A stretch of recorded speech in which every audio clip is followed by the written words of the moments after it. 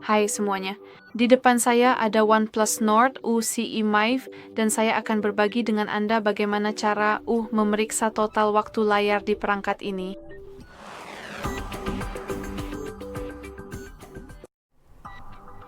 Jadi, mari kita mulai dengan membuka pengaturan, dan di sini kita harus menggulir ke bawah untuk menemukan opsi kesejahteraan digital and control orang tua.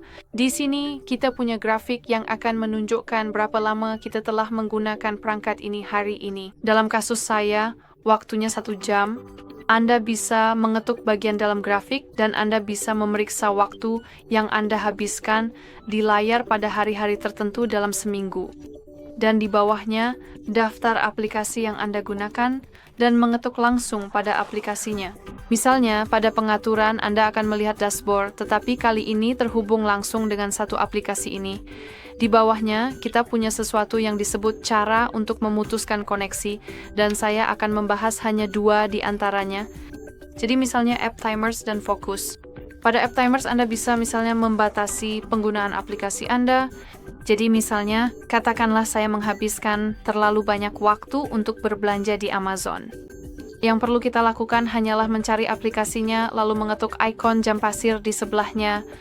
Sekarang kita bisa mengatur pengatur waktu. Jadi misalnya, saya akan mengaturnya selama 1 jam 30 menit, yang berarti saya bisa menggunakan aplikasi ini selama 1 jam 30 menit dalam 1 hari.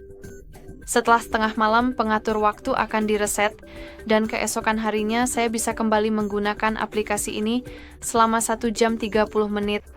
Kita juga bisa mengaturnya ke 0 jam dan 0 menit, yang berarti opsi ini maksudku, aplikasi ini akan dimatikan sepenuhnya dan kita tidak akan bisa menggunakannya. Maksud saya jelas kami akan mampu, tetapi kami hanya akan mendapat notifikasi saja. Saya akan menunjukkannya pada Anda. Itu di sini. Jadi seperti yang Anda lihat, pertama-tama tampilannya menjadi abu-abu dan setelah mencoba mengetuknya, kita mendapatkan informasi bahwa kita sudah mengatur timer. Dan misalnya sana bisa mematikannya secara hanya dengan pergi ke pengaturan, tapi tetap saja ini cukup berguna. Dan hal lain yang cukup menarik adalah mode fokus.